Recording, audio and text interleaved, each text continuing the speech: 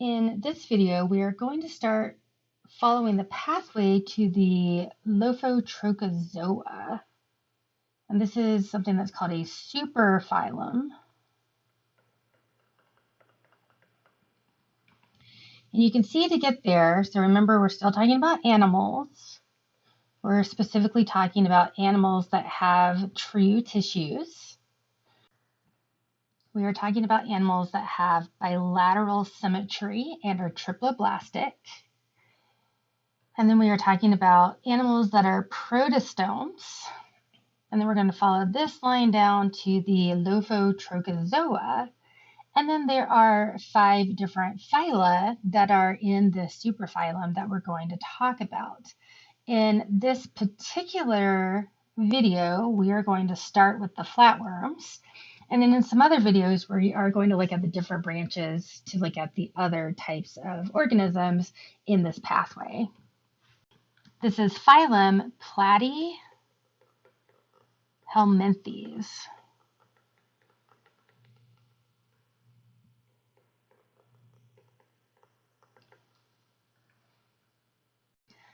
So first let's take a look at this branch known as Bilateria, and these are organisms that have that bilateral symmetry.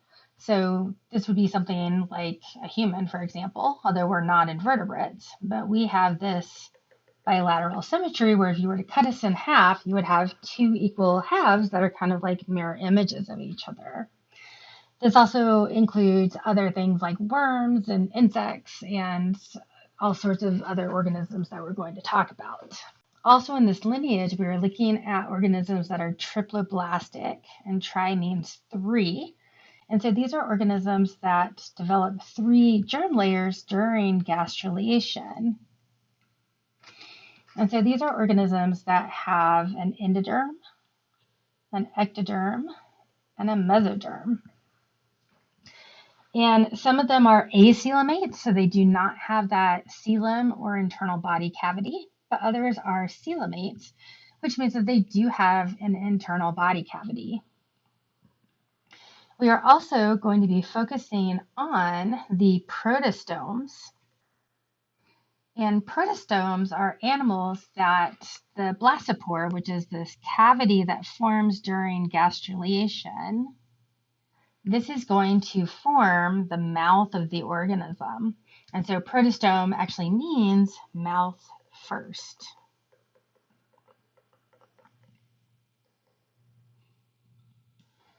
And so we are looking at the Lophotrochozoans.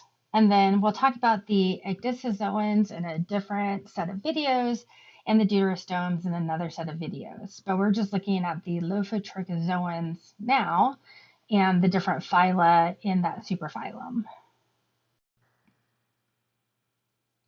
There are 5 phyla in this superphylum. So the superphylum is Lophotrochozoa, and the 5 phyla are here.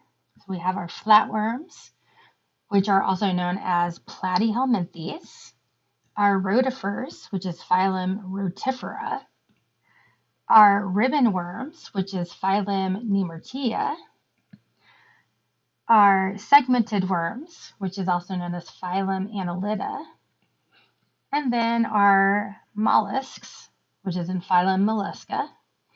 And we're going to talk about each of these in more detail, but in the rest of this video, we are going to be focusing on the Platyhelminthes. The phylum Platyhelminthes includes flatworms. They are acoelomate, so they do not have a coelom.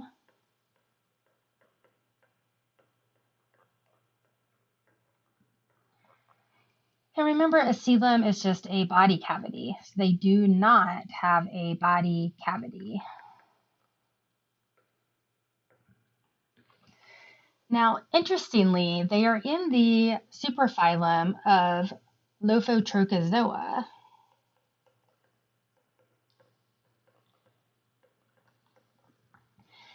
And all organisms in the superphylum either have a lophophore feeding mechanism or a trochophore larvae except for Platyhelminthes. So they're in this superphylum, but they actually lack the basic characteristics that other organisms in this superphylum have. So I believe that they were placed there due to other similarities and probably some molecular analysis like genetic testing.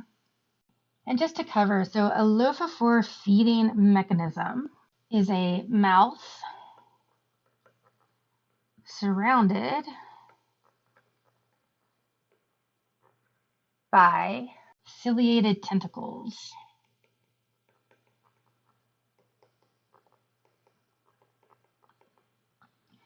And a trochophore larva, or larvae is plural, is a free swimming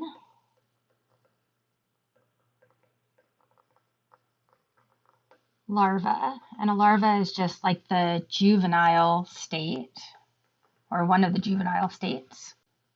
And they have 2 bands of cilia around their body. But like I said, with Platyhelminthes, they do not have these. The species in this phylum, some of them are free living, others are parasitic.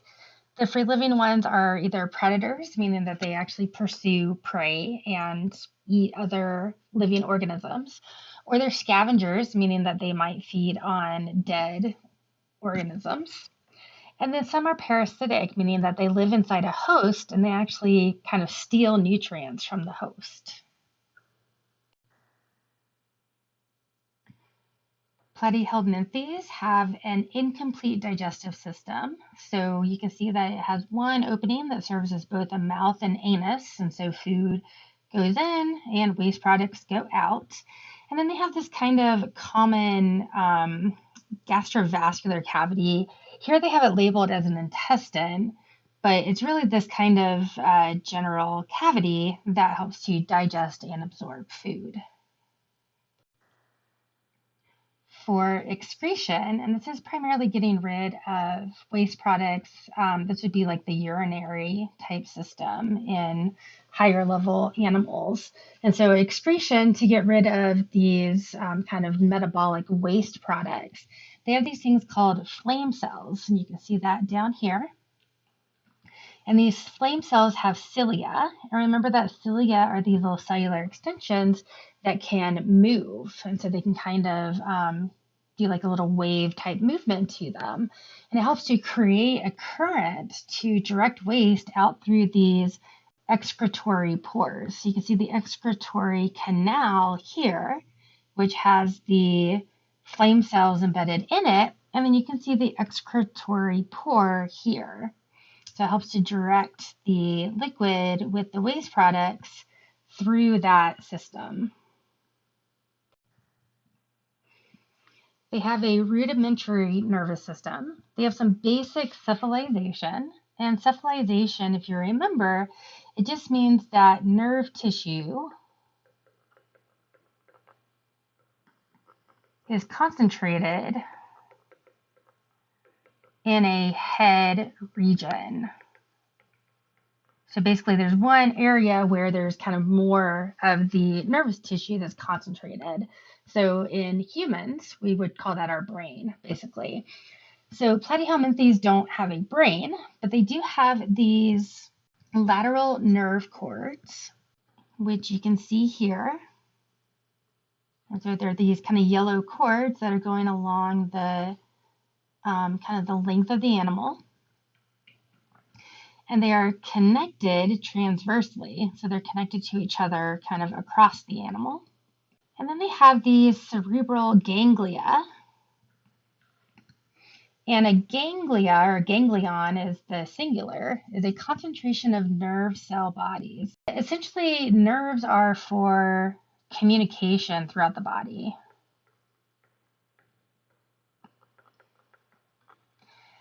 And these ganglia are where those synapses come together. So that's essentially where one neuron communicates with another neuron.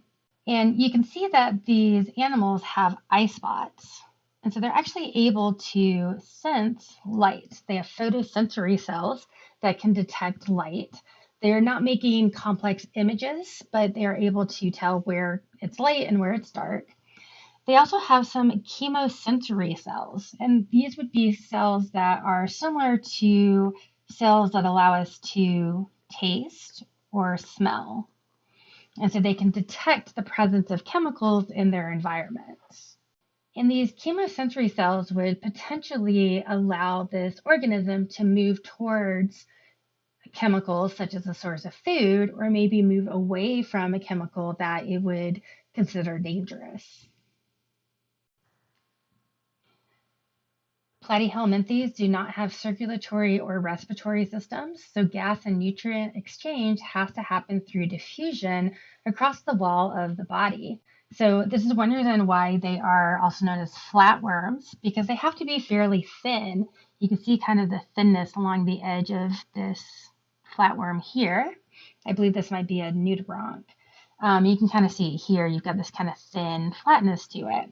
And that's because you have to be able to get these nutrients and oxygen to all the cells. And if you were, a rounder organism or a bigger organism, it would be hard for the nutrients and oxygen to get to the cells in the middle of the body. So think about having kind of a thick round body versus a kind of long flat body. If you've got, let's say, oxygen coming into the cell, and it has to get all the way to or coming into the body, I should say, and it has to come into the cells that are in the middle of the body, it has a longer way to go than some gases like oxygen having to get to the middle of the body here, where you're never very far away from that middle portion. Some examples of species in Platyhelminthes are things like trematodes, also known as flukes. These are internal parasites of both mollusks and humans. So they actually spend part of their life cycle in a mollusk, like a snail, and then part of their life cycle in humans. And when a human is infected with a trematode, it causes a condition known as schistosomiasis. And this primarily happens in the tropics. There's larvae in the water that can penetrate the skin.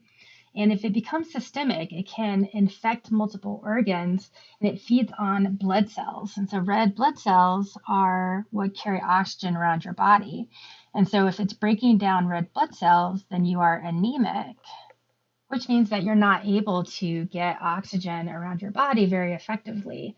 And the problem is your cells need that oxygen. The eggs of the trematode are released in feces, and so if there's not proper sanitation, then the runoff can potentially recontaminate waterways with the eggs of these parasites. The condition causes organ damage, secondary infections, so things like bacteria can then get into open wounds. Fatigue, which probably comes from that anemia. Abscesses, so basically wounds that are infected and won't heal. And bloody diarrhea. And if there are severe cases and no treatment, then there's a poor prognosis, meaning that you can die from this. And this condition is often, as I mentioned, it's found in the tropics, and it's typically found in places that are kind of like developing countries. And so places that maybe don't have proper sanitation and maybe don't have access to adequate health care. Another example of a Platyhelminthes that you might be familiar with are cestodes, which are also known as tapeworms. And these are internal parasites of vertebrates. They live in the digestive tract of the host. They are very thin. They actually absorb nutrients across their thin bodies rather than ingesting food and then breaking it down. So essentially, they live in your digestive tract. They let your enzymes in your body break down your food, and then they steal the nutrients through diffusion. And you can see here that these tapeworms, they can be very, very long. They're very, very skinny, but they can be very, very long, like meters or yards long, so several feet.